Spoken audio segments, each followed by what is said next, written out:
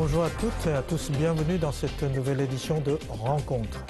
Voilà, jamais une élection, une primaire de l'élection présidentielle américaine n'a intéressé tant les médias chinois et surtout sur Internet.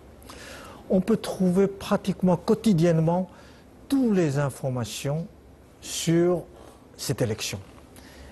Une densité incroyable d'articles, d'analyses, de reportages, de photos, de tribunes, et bien d'autres informations qu'on peut imaginer sur cette élection. Quelquefois même jusqu'à des détails les plus insignifiants. Je peux même dire que quand le candidat Trump atténue, les médias chinois ont de la fièvre.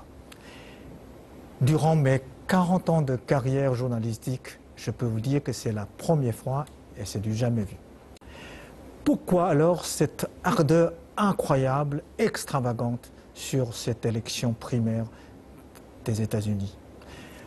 Il y a sûrement une raison, même plusieurs raisons, et lesquelles je vais demander à mes deux invités, Richard Axe, journaliste et correspondant parisien à Pékin, et professeur et politologue Li Tan. Mais avant de commencer, avant de vous entendre, je vous invite, nos chers téléspectateurs, de regarder ce reportage, comment les médias chinois sont passionnés par cette élection. Le 2 mars dernier, aux États-Unis, Hillary Clinton et Donald Trump, les deux favoris des primaires américaines, ont largement remporté le Super Tuesday, une présidentielle américaine qui est suivie avec beaucoup d'intérêt en Chine.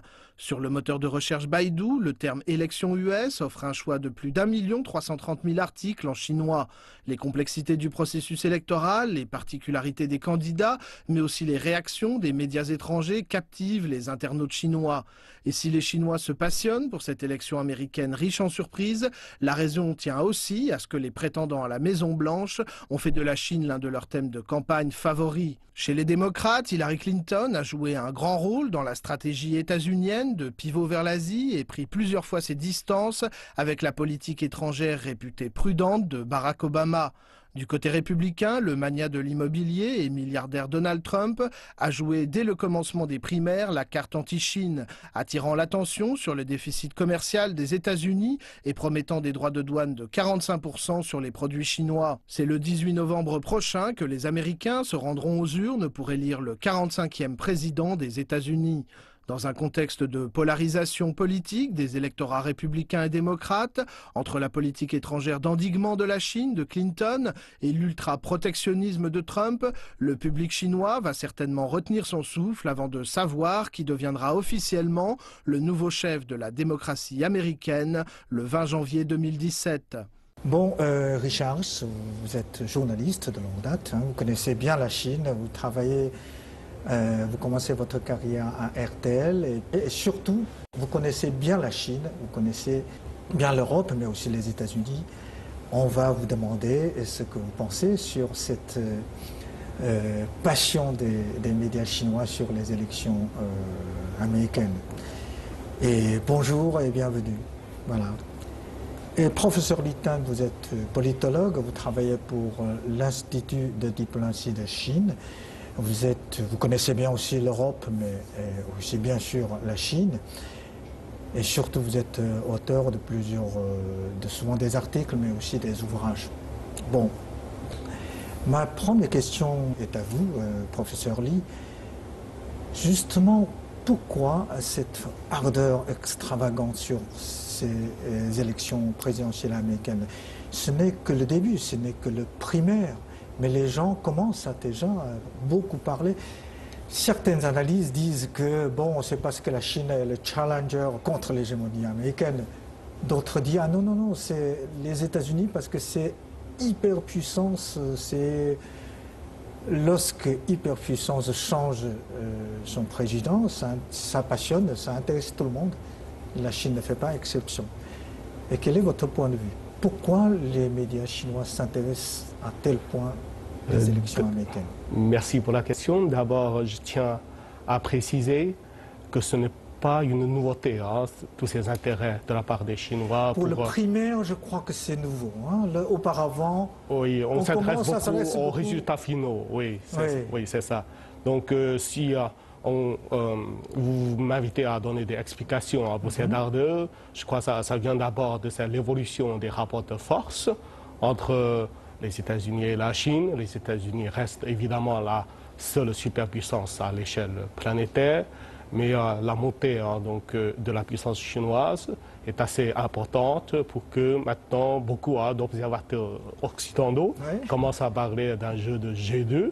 C'est un terme refusé. Hein, donc c'est le numéro 2 qui s'intéresse à la numéro 1. À numéro 1. Donc moi, personnellement, je n'aime pas trop le mot challenger, parce que là, en ce moment, dans le monde donc, des experts chinois spécialisés en relations internationales, tout le monde parlait de cette possibilité, de cette nécessité d'éviter le piège du Thucydide entre les États-Unis et la Chine. Donc ça doit être un jeu gagnant-gagnant. Donc ce n'est pas... La planète est suffisamment grande pour avoir deux puissances. Voilà, donc cette dévolution des rapports de force, je crois que c'est la raison principale pour expliquer cette nouvelle ardeur de la part des Chinois sur les primaires de l'élection présidentielle américaine. Et qu'en pensez-vous, Richard? Ça passionne aussi les Français, mais quand même, il y a une différence, la passion des médias français et la passion des médias chinois. Oui, vous êtes d'accord que c'est le numéro 2 qui s'intéresse à le numéro 1? Oui, je crois que c'est fondamental et que là, ces primaires sont plus intéressantes que d'habitude, étant donné qu'il y a une grande différence de comportement, d'idées entre Hillary Clinton et celui qui peut être le Trump. Trump, enfin, qui Trump, peut être sa le personnalité, candidat. C'est un peu particulier. Oui, c'est ça. C'est certain que c'est un peu théâtral, et ça l'est plus que jamais. Donc ça intéresse en Chine, en France aussi, même si les angles sont un peu différents. Je crois que la Chine, deuxième économie du monde, vous l'avez dit un peu vite, mais ça compte quand même. Hein. La deuxième économie du monde, elle a tendance à observer ce qui se passe dans la première. Et c'est ce qui est en train de se passer. En plus, la Chine est présente déjà, et elle va l'être de plus en plus, dans la campagne présidentielle américaine. Oui, c'est ce qu'on va analyser tout à l'heure. Que va-t-elle faire? Est-ce qu'il faut se tenir à distance de la Chine? Est-ce qu'il faut lui faire payer certaines choses? Enfin, ça compte pas mal. En France, puisque vous me demandiez ça, le point de vue est différent. On a l'habitude, on est allié traditionnel des États-Unis, on a l'habitude de voir des primaires. Là, comme je le disais, il y a le côté un peu spectaculaire, un peu théâtral de ces primaires-là, mais la relation avec les États-Unis, elle est constante, même s'il y a eu des difficultés parfois. Sous De Gaulle, il y avait de temps en temps des tensions avec les États-Unis. Sous Chirac... avec George W. Bush. Oui, c'est ça. Chirac a refusé d'aller en Irak. Et ça avait un petit peu secoué. Mais enfin, en France, on s'intéresse surtout, je trouve, dans les médias, au caractère des candidats. Des différents candidats. Plus que à leur programme. Je crois que...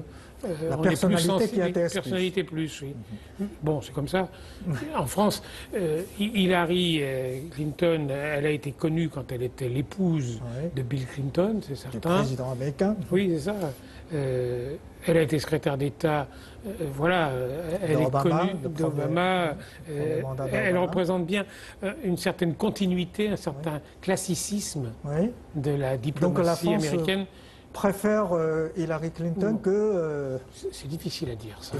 C'est difficile à dire parce que Donald Trump il est beaucoup moins connu, mais il interroge aussi parce qu'il bouscule l'Amérique, il bouscule même son parti, le parti républicain. Oui, le parti de républicain déclare vote démocrate si Trump devient le candidat.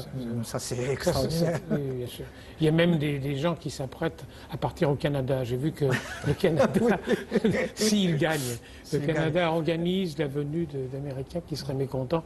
Enfin, je ne sais pas, mais c'est un personnage qui, en tout cas, s'adresse à la majorité silencieuse américaine assez habilement.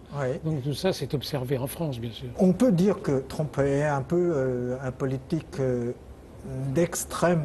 extrémiste, si je peux dire. Et le même phénomène en France aussi, la France où vous avez Marine Le Pen. Est-ce que dans les élections présidentielles prochaines, 2017, le même phénomène peut être observé en France? Je pense que oui, Marine Le Pen jouera un rôle à peu près comparable, c'est-à-dire de provocation, d'une volonté de se différencier de la gauche et de la droite traditionnelle. Et ça va certainement lui permettre d'arriver en force à la prochaine présidentielle. Maintenant, est-ce qu'elle pourra l'emporter? Je ne sais pas. D'ailleurs, sur Trump non plus, je ne sais pas. Mais simplement, ça signifie une attente, une alerte dans une partie de l'électorat. J'ai une autre question à professeur Litan, c'est que je vois que c'est les médias, plutôt en Chine, qui s'intéressent à cette élection. Quelquefois, je me suis dit, les médias ne peuvent pas forcément refléter l'opinion publique. Est-ce que les Chinois ordinaires, les Chinois dans la rue, est-ce que les Chinois s'intéressent vraiment qui sera le prochain maître de la Maison-Blanche? Si aujourd'hui les médias chinois travaillent beaucoup donc dans le reportage de ces primaires, je crois là c'est plutôt pour donner satisfaction aux besoins du grand public chinois. Donc, ils sont très curieux. Vous pensez que c'est le besoin de public qui pousse les médias chinois s'intéressent à ce problème? Évidemment, pour le public chinois, c'est comme ce qu'a dit tout à l'heure par Richard, c'est spectaculaire, ces primaires. Donc avec des candidatures aussi passionnantes, je dirais comme... C'est très théâtral, en fait. C'est organisé de façon à intéresser le maximum de gens, donc pourquoi pas les Chinois. Non, cette fois-ci, c'est... Quand on dit quand Hillary Clinton sera élue, elle sera la première présidente américaine. Et pour le cas de M. Donald Trump, il sera un président un peu fou, selon les autres. Et si jamais un monsieur comme Sanders est élu, il sera le premier président juif. Donc c'est théâtral, c'est théâtral. Je crois là, les Chinois qui suivent... Il y a beaucoup de premières. Ces élections, ils le suivent un peu comme un match de basketball, NBA, ou bien comme un spectacle. Bon, c'est un spectacle, une série télévisée alors. Voilà. Mais tout à l'heure, Richard a très bien dit que la Chine, peu ou prou, est souvent, dans les élections présidentielles américaines, la cible d'attaque, de critiques, comme si critiquer la Chine peut gagner des voix. Qu'en pensez-vous de ceci? Peut-être parce que la Chine est devenue malgré que vous n'aimez pas, challenger, ce mot? C'est triste de constater ça, c'est vrai. Voilà, depuis des années, donc critiquer la Chine, ça devient quelque chose, une méthode pour se sauver quand la candidature se trouve un peu en difficulté dans sa campagne électorale. Donc aux États-Unis, et puis quand l'échéance électorale s'approche, il commence à critiquer plus donc, la Chine et sa politique étrangère. Donc pour moi, l'explication est assez facile parce que critiquer la Chine, il n'y a pas beaucoup de risques, et puis ça peut attirer donc, les électeurs. Mais c'est quand même bizarre, la Chine est le banquier des États-Unis, comme Jacques Attali a dit. Les Chinois travaillent et prêtent l'argent aux Américains et les Américains consomment. Et ils critiquent la Chine. C'est quand même extraordinaire, Richard. Oui, c'est-à-dire que, ou bien la Chine est très forte et elle fait peur, son économie marche bien, elle fait peur aux Américains, ou bien comme en ce moment il y a un certain ralentissement et elle fait peur aussi, un certain ralentissement économique. Oui, c'est l'espèce de, comment dire, les États-Unis sont inquiets de voir la montée d'un pays qu'ils n'attendaient pas. Ça s'est passé très vite, en fait. En 20 ans, l'économie chinoise est devenue la deuxième au monde. Et donc, ils essayent de se préserver, mais comme vous l'avez dit, en même temps, la Chine possède des réserves financières considérables aux États-Unis.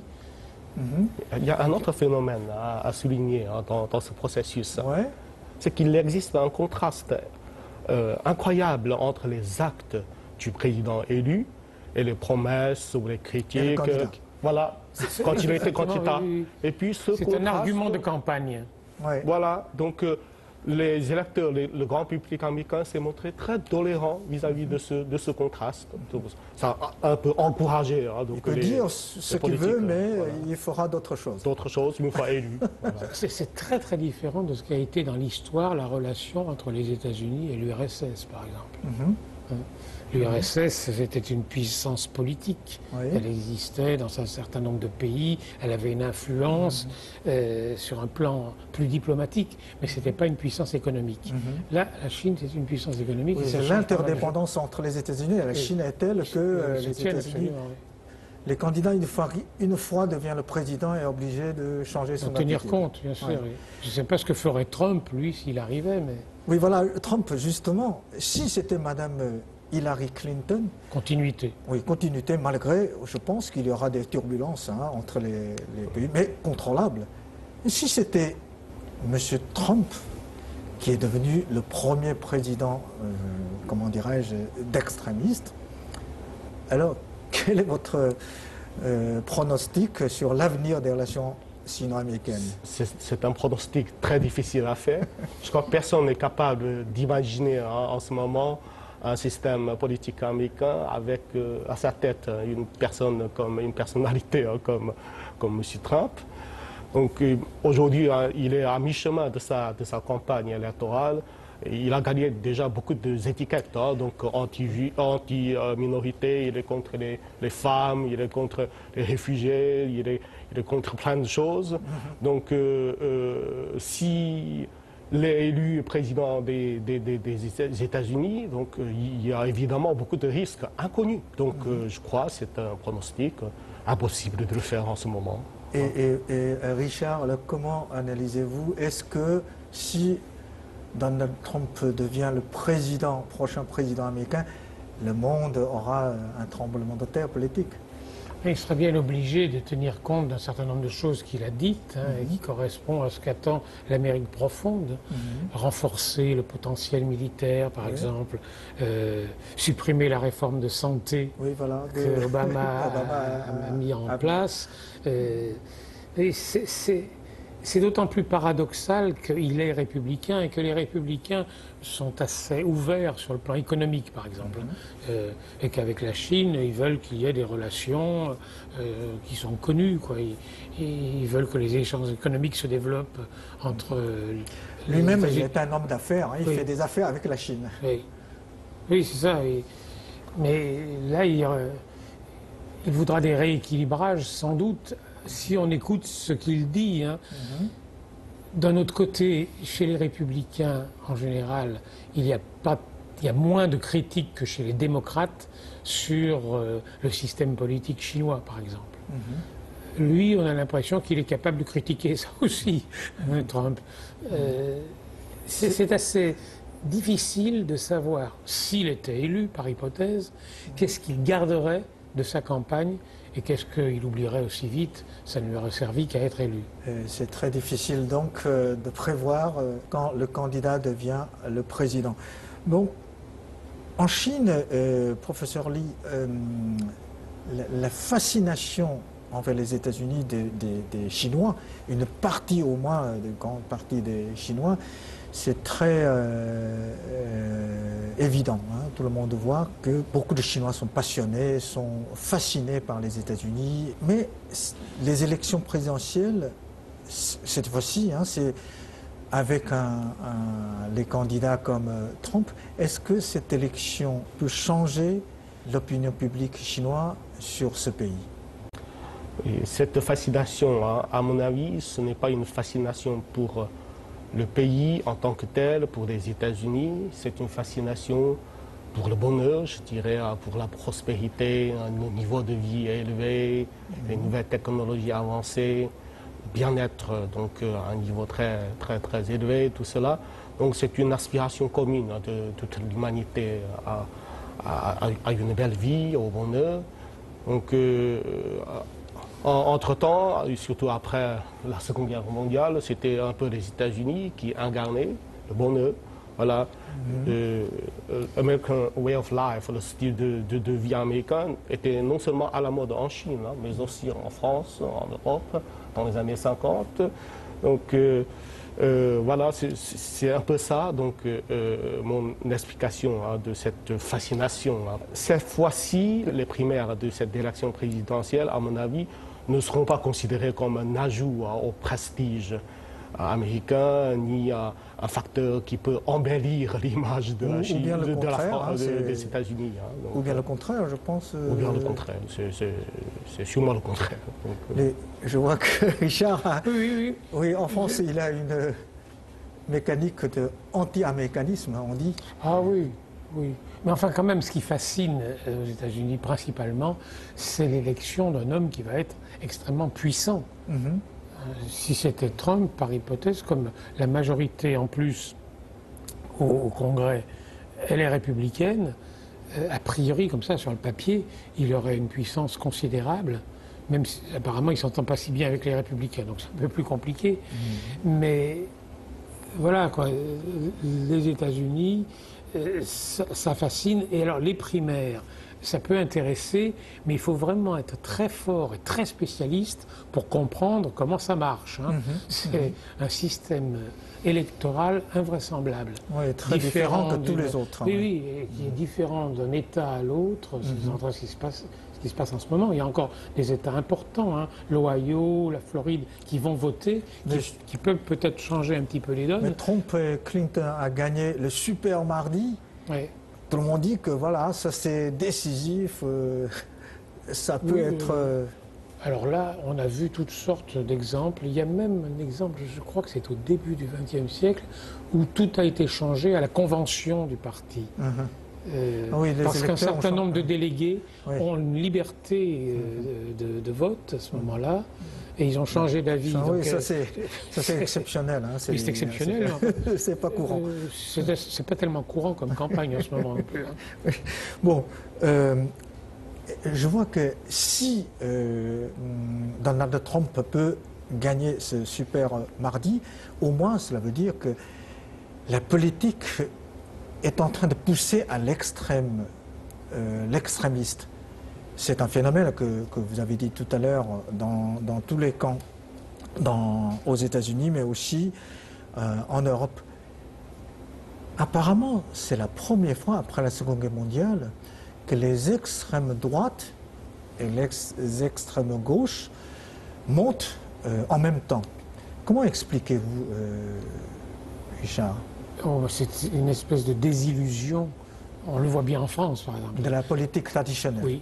De la gauche comme de la droite. Elles se sont alternées au pouvoir et une bonne partie de la population, à cause de la crise mondiale d'ailleurs, une bonne partie de la population considère que ça n'a pas changé grand-chose, que la crise est toujours là et que donc voter pour les partis traditionnels, ça n'amène pas grand-chose. Mais en même temps, on l'a vu aux dernières élections régionales en France, c'est pas pour ça que le Front National a gagné. Il n'a pas gagné, il n'a pas gagné aucune région. Donc en fait, en France, pour l'instant, l'extrême droite, le Front National, sert d'alerte.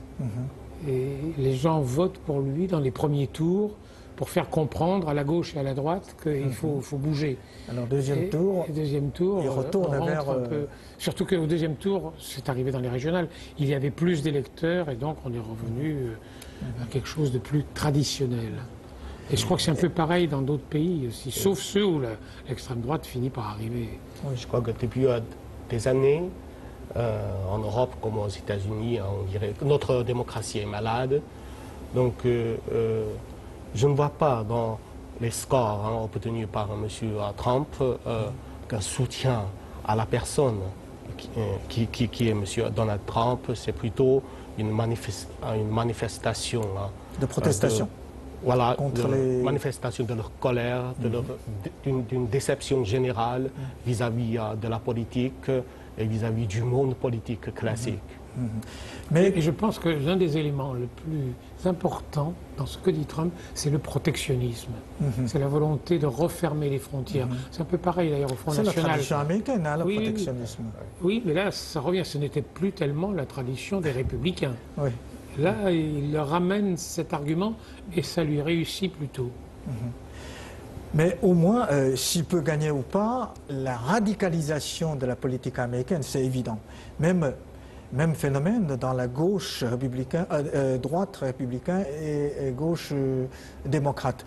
Leurs luttes sont devenues plus féroces aussi. Le blocage politique est de plus en plus, aux États-Unis, de plus en plus fréquent. Obamacare est un exemple. Et l'autre exemple, c'est que le Sénat américain a bloqué le budget de démocrates. Ça fait un tel point que tout d'un coup, Obama n'arrive même plus à faire fonctionner l'État. Alors, je me rappelle un professeur chinois de l'université de Fudan, Zhang Weiwei. Il analyse, en fait, pour un État, juger un État, l'élection, c'est un facteur important, mais en fait, le plus important, c'est la capacité de la bonne gouvernance. Dans un monde, aujourd'hui, il y a deux sortes de pays. Les pays où il y a une bonne gouvernance, c'est les pays où la gouvernance est mauvaise. Et selon lui, les élections américaines ont commencé à avoir une sorte d'effet dit Gresham, c'est-à-dire la loi de Gresham, c'est-à-dire la bonne monnaie, la mauvaise monnaie chasse les bonnes. Est-ce que vous pensez que son analyse est pertinente? Oui. Selon la loi de Gresham, hein, donc, si on constate ce phénomène, hein, dit la mauvaise monnaie chasse la bonne, c'est parce que le public a tendance de conserver la bonne monnaie, parce que c'est précieux, il faut la garder chez eux, et puis dépenser au plus vite la mauvaise monnaie. Donc je ne suis pas sûr si la loi de Gresham s'applique aux élections présidentielles américaines, parce que cela suppose qu'il existe en même temps sur le marché une mauvaise monnaie, une bonne monnaie. Si M. Trump est considéré comme la mauvaise monnaie, alors qui peut être considéré comme la bonne monnaie? C'est une bonne question. Voilà, donc j'en suis pas très sûr. Je suis complètement d'accord, d'autant que ça ne veut pas dire grand-chose. Une fois au gouvernement, un même parti peut avoir de bonnes politiques et des mauvaises politiques. On n'est pas complètement bon, complètement mauvais. Mais le fait à l'heure actuelle, c'est souvent comme ça. Bon, ça touche à notre fin. Là, la fin, il y a une question qui est obligatoire, qui est inévitable. Alors, pour vous, lequel sera le prochain locataire de la Maison Blanche et pourquoi? Qui veut commencer? Moi-même, je n'aime pas trop donc des risques inconnus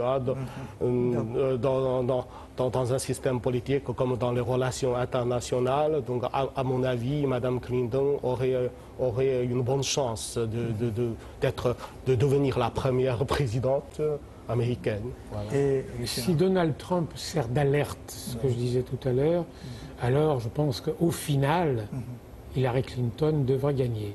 À moins que, ce que j'ai évoqué aussi, un autre candidat apparaisse au moment de la convention républicaine en juin. Je ne sais pas qui ce serait, mais lui, en quelque sorte, récolte sur le terrain labouré par Donald Trump un avantage qui soudain lui permettrait de passer. La popularité d'Hillary Clinton n'est pas considérable et c'est ça qui lui joue un tour. Mais enfin, en même temps, elle a une compétence, elle connaît beaucoup de monde à l'étranger. Bon, alors, pronostic est fait. Malgré tout, on parie sur Hillary Clinton. Bon, merci beaucoup, merci pour vos analyses et on va continuer parce que cette élection, ce n'est que le primaire, on va continuer et je vous réinviterai. Bon, merci beaucoup, merci tous les deux. Et merci aussi à nos chers téléspectateurs, merci pour votre fidélité. et à très bientôt.